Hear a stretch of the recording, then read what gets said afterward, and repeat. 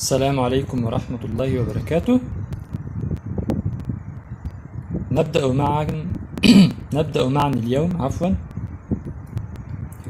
السلسلة الجديدة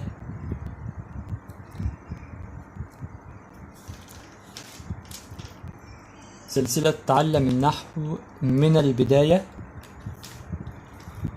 اليوم بفضل الله تعالى وبإذنه سوف نتحدث عن كيف بدأ النحو، وما معنى كلمة نحو، وما قصته، كيف بدأ ولماذا بدأ.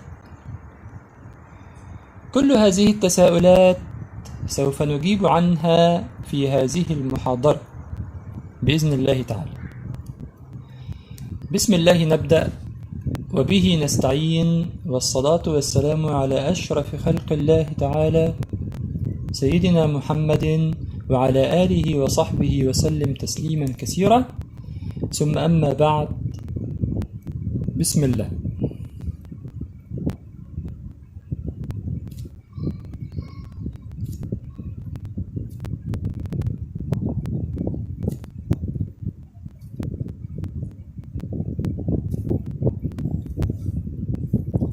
ما معنى كلمة نحو؟ كلمة نحو هي المصدر من نحى، وهي بمعنى الطريقة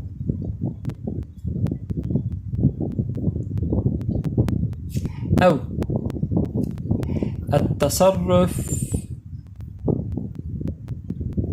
أو الشكل.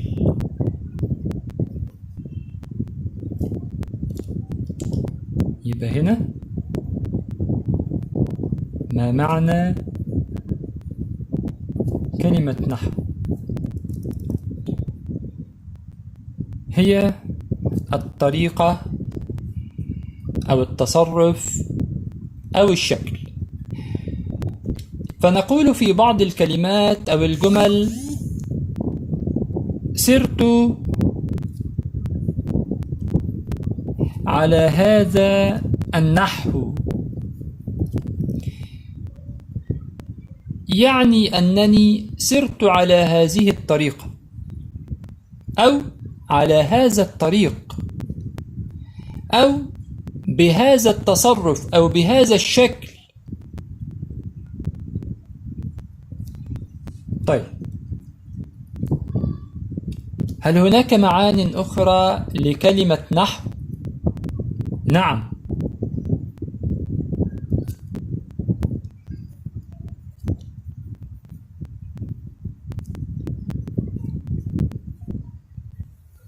لو بحثنا في المعاجم العربية لوجدنا أن كلمة نحو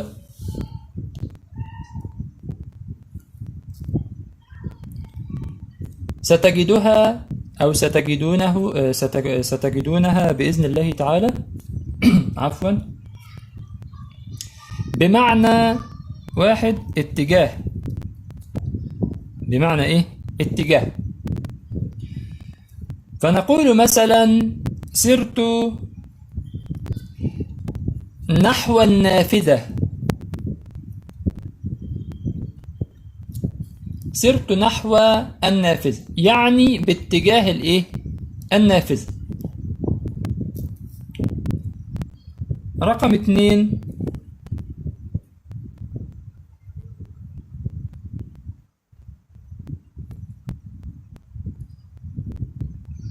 القصد أو الطريق أو الجهة،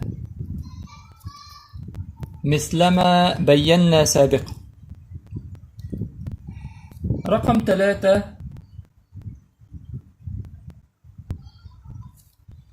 هو المصدر من الفعل نحى. من الفعل إيه؟ نحى، أي انتهج طريقة أو انتهج تصرفا أو انتهج شكلا معينا من التصرفات أو غيره. طيب، ذلك معناه اللغوي. ما معنى كلمة نحو في المعنى الاصطلاحي؟ معنى كلمة نحو بالمعنى الاصطلاحي هو علم يعرف به أحوال أواخر الكلام إعرابا وبناء. إعرابا وبناء. طيب،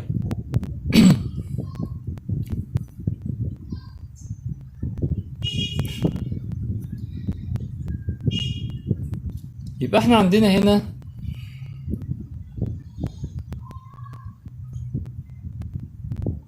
معنى لغوي ومعنى اصطلاحي.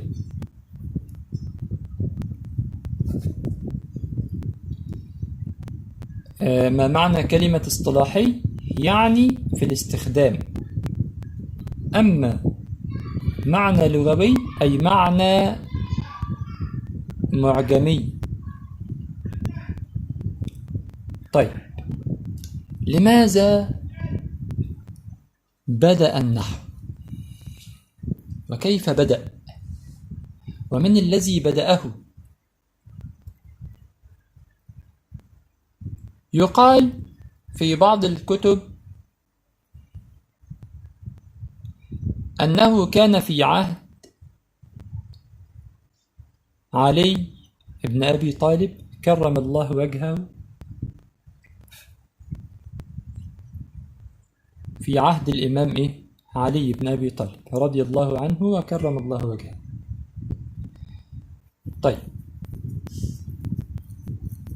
يبقى هنا التكليف كان من علي بن أبي طالب. لمن التكليف؟ التكليف كان لأحد الناس أو لأحد علماء اللغة يدعى أبو الأسود الدؤلي. أبو الأسود الدؤلي، اكتبها لكم.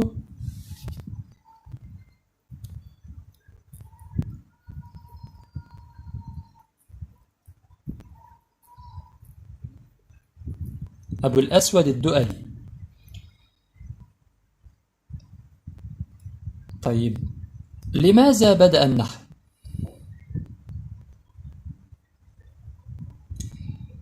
بدأ النحو عندما كان يسير علي بن أبي طالب رضي الله عنه وكرم الله وجهه في السوق، بعدما انتشر الإسلام ودخل فيه العجم. ما معنى كلمة عجم؟ العجم هم غير العرب، هم الناس من غير العرب، الفرس والروم وما إلى ذلك من شتى بقاع الأرض، لا يتحدثون العربية، وإنما دخلوا حبا في دين الله. فوجد علي بن أبي طالب الناس هنا وهناك قد كسروا في الخطأ لغويا في القرآن وفي اللغة العربية، ووجد أن بعض العرب بدأت لغته في الانحدار، فماذا يفعل؟ ففكر في أن يضع بعض القواعد اللغوية التي تضبط الكلمات ضبطا تاما، يستطيع من خلالها أن يجعل تلك الكلمات لا تنطق بغير ذلك.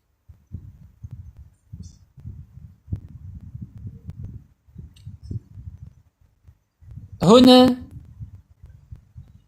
تدخل اثنان من أكابر علماء اللغة،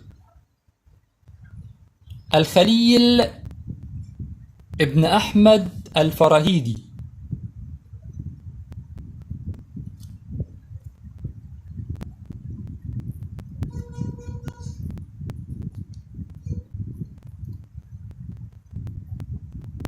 الخليل ابن أحمد الفراهيدي. طب ماذا فعل الخليل؟ الخليل وضع الحركات في اللغة العربية قبل أن يبدأ أبو الأسود الدؤلي في وضع قواعد النحو لضبط الكلمات، ثم بعد ذلك وضعت النقاط على الحروف، أي أن الكلمات العربية لم تكن منقطة في البداية، ووضع ذلك التنقيط الخليل ابن أحمد الفراهيدي. طبعا في بعض الروايات بتقول في ناس غيره هم اللي وضعوا التنقيط، ولكن باجتماع بعض المحدثين قالوا أنه الخليل بن أحمد.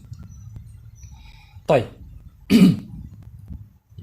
فوضع الخليل النقاط ووضع التشكيل على الحروف كي لا يضيع المعنى في اللغة، وكي يضبط بها الكلمات ضبطا تاما لا تضيع به. فالقرآن مثلما نعرف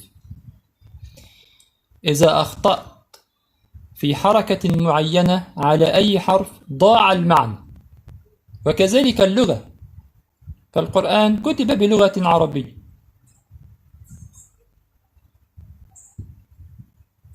جاء أبو الأسود الدؤلي ووضع كتابا كبيرا في النحو جمع فيه جميع علوم اللغة تحت مسمى كلمة نحو، النحو العربي، الاتجاه إلى اللغة العربية، أو الشكل أو القاعدة للغة العربية. كان النحو في البداية يضم جميع علوم اللغة من بلاغة وصرف وعروض وأخبار العرب وشعرا ونثرا وما إلى ذلك. ثم بعد ذلك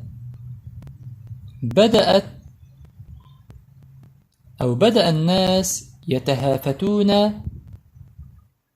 على تلك الكتب، وبدأ العلماء في التخصص، بدأوا يتخصصون في النحو وفي اللغة العربية، ويتجهون إلى ضبط الكلمات ضبطا تاما لا تضيع به.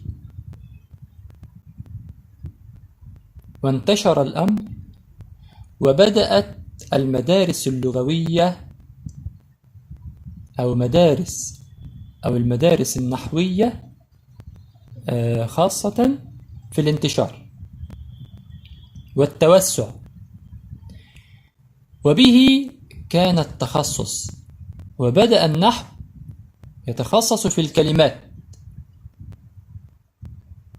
أو في ضبط نهاية الكلمات، ويندرج مع النحو في ذلك الوقت الصرف. وبدأ العروض ينتهج منهجا آخر بعيدا عن النحو. ثم بعد ذلك بدأ الانفصال بين الصرف. ما معنى كلمة صرف؟ صرف أو علم الصرف هو ما يهتم بالكلمات منفردة بنية، إفرادا وجمعا وتثنية وتأنيثا وتذكيرا وما إلى ذلك، بالكلمات منفردة لا يضبط نهايتها، لا يضبط نهايتها. أما النحو هو ما يضبط نهاية الكلمات موضوعة في جمل.